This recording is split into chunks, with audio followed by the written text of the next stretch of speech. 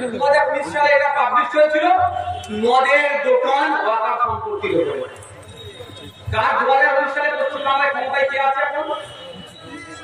যিনি বলেছেন দিল্লি থেকে আন্দোলন করুন, ওয়াকাফ নিয়ে গুতগুতি করবেন না, তার দলের লোকেরা ভাড়া দিয়ে খেত। ভারতবর্ষে যা ওয়াকাফ প্রপার্টি আছে তার 50% কি জানেন? ভূমি, এই কবরস্থান, ঈদগাহ, মাদ্রাসা, মসজিদ সব পূর্বপুরুষরা বলতে যায় আমার জায়গা দিয়ে দাও, আমি দান করে দিলাম, ওয়াকাফ করে দিলাম, তুই ওইটা ওখানে কবর দিবি, ওখানে নামাজ পড়বি, ওখানে ঈদগাহে যাবি, সেইভাবে হয়ে যাচ্ছে। এইটাই এখন নজর করেছে। ভারতবর্ষের যে 8 লক্ষ একর মতো সম্পত্তি আছে না, ওই সম্পত্তির মধ্যে 4 লক্ষ একর সম্পত্তি হচ্ছে মৌখিক। মোদিজির ওপরে নজর করেছে, তাই 4 লক্ষ একর সম্পত্তির কাগজ দেখাতে পারবে না, এরা নিয়ে নেবে। এর বিরুদ্ধে এবার আসলে শুধু কি মুসলিমরা ওয়াকফ ইনকার করেছে? হিন্দু সমাজ, খ্রিস্টান, দলিত, আদিবাসীদের ক্ষেত্রে কি আছে? ধর্মের ক্ষেত্রে সবার ক্ষেত্রে ওয়াকফ ইনকার বৈধ, আর ওয়াকাফের ক্ষেত্রে ওয়াকফ ইনকার অবৈধ। এই জন্য লড়াই। যেখানে সংবিধান ইকুয়ালিটির কথা বলছে, সাম্যের কথা বলছে, নাগরিক অধিকারের কথা বলছে, আপনি যে ধর্মেই হতে পারেন না কেন, সংবিধানের 26 নম্বর আর্টিকেলে আপনাকে ধর্ম চালনের, ধর্ম প্রতিষ্ঠানের রক্ষণাবেক্ষণ, তাকে আগলে রাখা, পরিচালনার জায়গায় পূর্ণ স্বাধীনতা দিয়েছে। শুধু মুসলিম সম্প্রদায়ের উপরে আজকে আঘাত আসছে, মানে শুধু মুসলিমরা ভাববেন না নিজের উপরে আঘাত, এটা সংবিধানের উপরে আঘাত আসছে। তাই সংবিধানকে রক্ষা করার জন্য কোনো মতামতের কারো কথা শোনার প্রয়োজন নাই।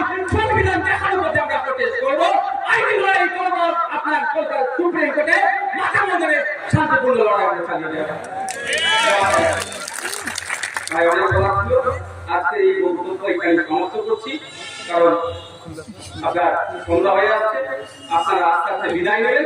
যেতে যেতে আমার হাতের একটা কাগজ দেখে দুটো মিনিট ভাই, সেখানে দুটো মিনিট। মমতা ব্যানার্জির আমলে চুরি কত হয়েছে শুনলেন? শুনলেন ভাই? দুটো মিনিট টাইম দেবো। এটা হচ্ছে হাতে একটা কাগজ আছে, 2019 সালে এটা পাবলিশ হয়েছিল মদের দোকান ওয়াকাফ সম্পত্তির উপরে। কার 2019 সালে পশ্চিমবাংলায় ক্ষমতায় কে আছে এখন? যিনি বলেছেন দিল্লি থেকে আন্দোলন করুন, ওয়াকাফ নিয়ে গুতগুতি করবেন না, তার দলের লোকেরা ভাড়া দিয়ে খেত। এবার একটু ওষুধ দিয়ে চলে যাবো, হ্যাঁ এটা ওষুধটা দিতে হবে তো, তাহলে তৃণমূলের নেতা ঠিক ঠিক করে হাসবে। হ্যাঁ একটু ওষুধটা দিয়ে দিন, আছে তো? বলছে মমতা ব্যানার্জি বলেছিলেন বেগম রোকেয়া রিসার্চ সেন্টার হবে আর ওয়াকাফ ভবন তৈরি করব। কোথায়? শিয়ালদার পাশে। 2014-15 রাষ্ট্রপতি বলেছিল। দুর্ভাগ্য, যেটা শিলান্যাস করেছিল সেটা এখন রকেজ হয়ে গেছে, আর নতুন একটা বীজ গাছে, কিন্তু ওয়াকাফ নিয়ে খুব চিন্তিত। আচ্ছা, কলকাতায় টিপু সুলতান আমরা জানি বিখ্যাত বাচ্চা, টিপু সুলতান তার সম্পত্তি আছে এতে আপনার টালিগঞ্জের দিকে, সেখানে তার পূর্বপুরুষ টিপু সুলতানের বংশের লোকেরা যে কবরে আছে, ওইখানে কবরের উপরে বিল্ডিং বানিয়েছে সরকারি সম্পত্তি ভেবে, সরি ওয়াকাফ সম্পত্তি, বেটি লোকদের বানানো হচ্ছে।